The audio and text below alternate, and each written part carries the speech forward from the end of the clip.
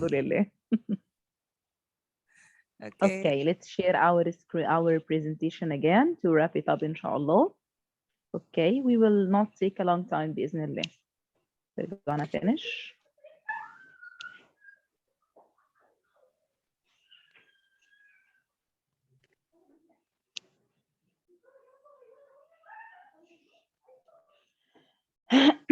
Okay, so how many approaches? We talked about 4 approaches.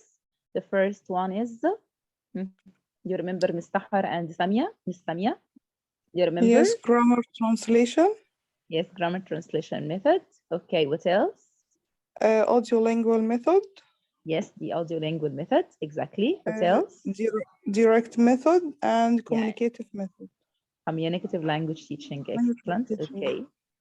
And we have talked about 2 learning styles, which is the inductive and deductive learning. And deductive, yes. Here is a picture. Where does the teacher stand here? Where does the teacher stand? Where does the teacher stand? In front of the learners. So, is it a deductive or inductive from the picture? I think deductive. Okay, so let's switch another one. Deductive also? Yeah, let's see together. Here are also 2 pictures, okay, for 2 persons. And here is the 2 approaches, okay. We're gonna read together and guess which style is it, okay. The first one, in the space approach, there is very little exploration done by the learners. It is quite teacher-centered. Some learners really do prefer it. Some teachers, which are the lazy ones, prefer this approach or this one. Maybe because they are more familiar with it, or sometimes because it's less work for them. The deductive approach is definitely time-saving and allows more time for practicing the language items, which means it's an effective approach with lower-level learners. So which approach is it? Is it the inductive or the deductive approach? The first one. The deductive approach. Of course. And look carefully at the last sentence. It's an effective approach with lower level learners. Okay, so it's it's the deductive approach. And by the way, the second one is the inductive here in this approach. On the other hand, it involves asking learners to work to discover language, and this is very important because learners are doing the task by themselves. On the other hand, involves asking learners to work to discover language. It's more beneficial for learners who already have a base in the language, as it encourages them to use their existing knowledge to work things out. So here we have 2 approaches, the deductive and the inductive. The first one, as mentioned here, it depends on the teacher. It works with lower level learners, but the second one, of course, depends on the learner, and it is more effective with higher level learners, okay? Here, write inductive or deductive in the table. Here we have also the same 2 approaches, the deductive and inductive one. And here, if you look at the left part, this way of learning is teacher-led. The teacher explains, presents the rule, and the learners practice. This is explicit teaching. Which one is it? Teacher-led. Teacher-led. Which one is it? Deductive approach. Of course, deductive approach. The second, with this way of teaching, the learners do an activity which focuses them on the language. They then work out the rules themselves. This is implicit learning. Yes, it's the inductive approach. Yeah, of course, it's the inductive approach. Excellent. And this is the deductive, of course, approach.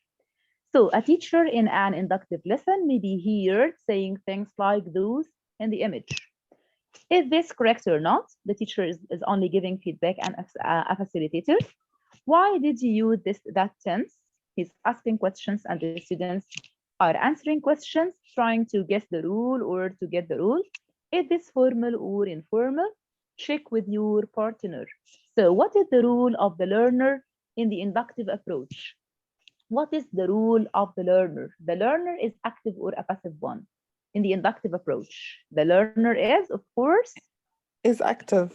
Active. What about the teacher? Is the teacher a traditional teacher or a facilitator or a monitor? What kind of teacher? Yes, only a facilitator or a guide, just to guide them. Exactly. He's a guide, a facilitator, or a monitor.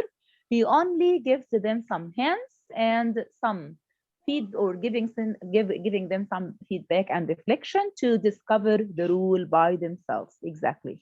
So here, also work in Persicide if the terms are typical of inductive. So here we're going to learn some terms and decide, is it I or D? Is it inductive or deductive? Learner-centered, I or D? Learner-centered. I. Excellent. Problem solving, yes, problem solving. I. Excellent. Rules first. D. Deductive. D. Yeah, D first. Conscious. Conscious means able to understand, yes, I. Teacher dependent. D. Deductive. D. Yeah, D. passive. D. D. D. Okay. Subconscious. D. Active. I. Inductive. Let's check. Okay. The first one, learner-centered, is of course inductive.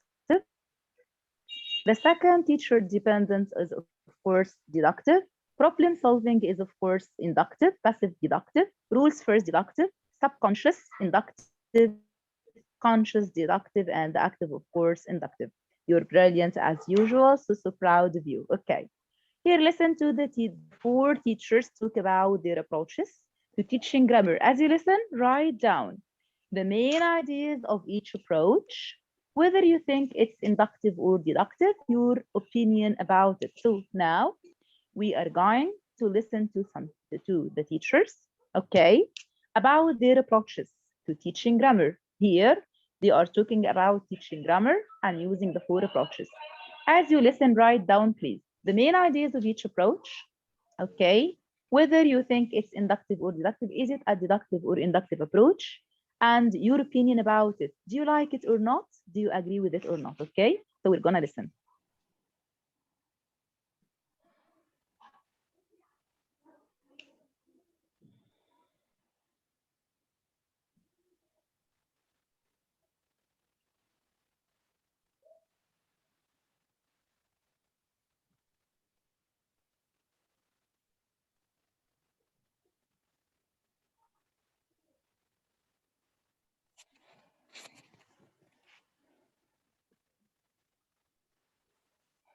مفيش صوت يا مس We فردوس. can't hear. We can't hear Miss Firdaus. Can't you hear? Okay.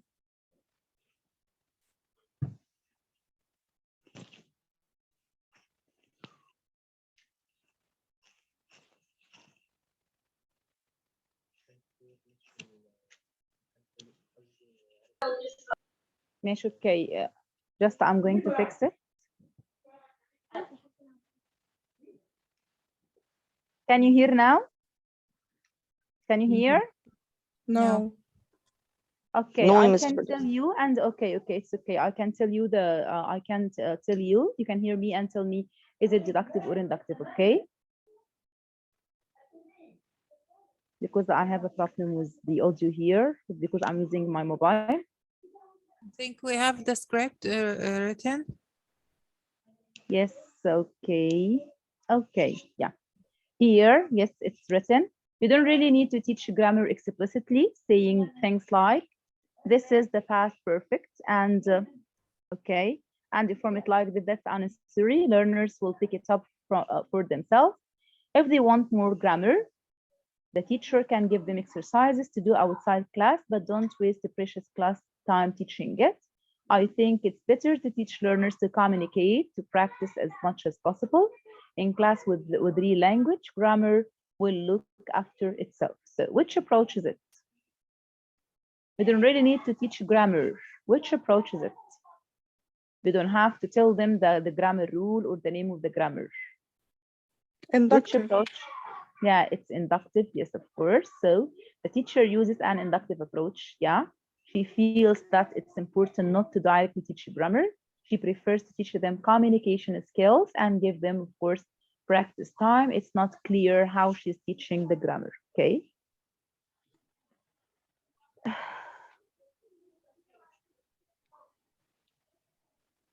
And here is another one, the second teacher, okay? I always look over a new unit in a book and then teach my learners the grammar rule before even begin the unit.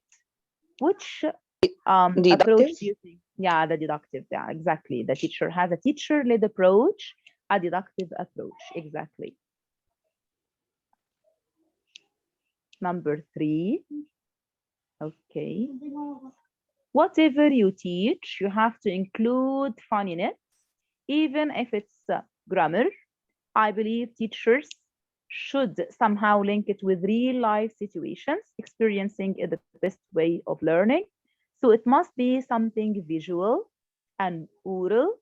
The more concrete it is, the better the result would be. The thing is, the learner should link the language with a real experience. Which approach is it?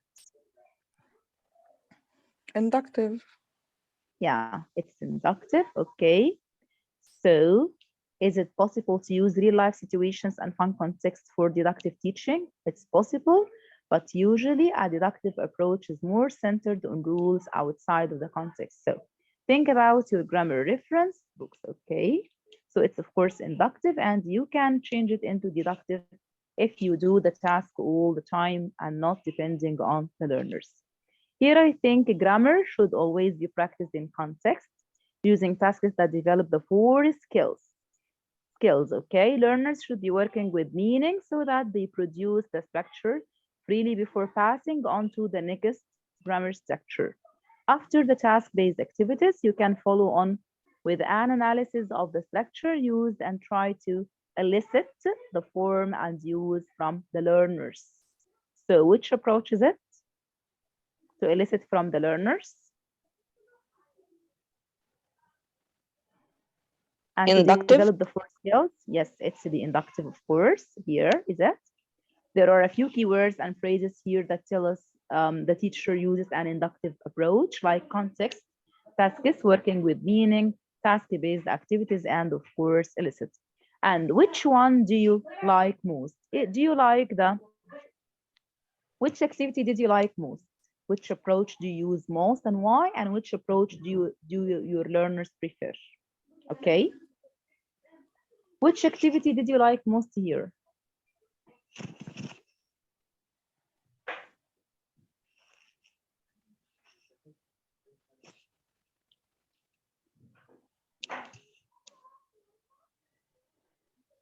Which one do you like most, my dear friends, from the 4 approaches? Do you like the audiolingual, the direct approach, the grammar translation, or the communicative approach? Which one do you like most? And for me, I like audiolingual method and communicative teaching approach. Okay, why? I think both of them are very helpful for students. Using audiolingual helps students to listen a lot to audio recordings, and this enhances listening skills and speaking skills. Excellent. I totally agree with you, because also the first language acquisition, when the child, when a young child learns the language, he listens first, after that he speaks. So it's natural to listen more and speak more after that. So I totally agree with you. I do prefer the audiolingual and the communicative approach, because it's natural. It's after fluency and accuracy, and of course it comes after listening and speaking and having a lot of practice. Okay, what about the others? Which approach do you like most, and which one do you prefer to apply, and your learners themselves like to apply it in your classes? Can you tell me? If we talk about our reality, it's hard to stick to one of them. Of course, yeah. Yeah, so I think even though I might like the audiolingual best, but to be realistic, is I can't just use this. I need at certain stages, I need different approaches. Yeah, sure. But if you have the choice, Noha, and everything is really paved for you, which one will you prefer to use most of the time, and which one will your learners be familiar with and like to use it with you? Well, if I have the utopia that I'm dreaming with, no interference of the parents or other outside effects. Yeah, of course. So Yeah. of course I would use the edulingual. I just let them swim and live in the language, and they will learn it naturally. Yeah.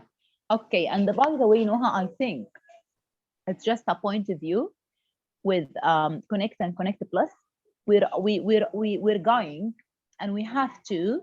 It becomes obligatory and necessary now to depend on both the communicative and the audiolingual approach, because if we look at the curriculum, we don't have any grammar rules inside the book mentioned inside the textbook or in a context. Everything is learned naturally by listening and practicing the language. So we're not, of course, we are looking and searching for utopia, but it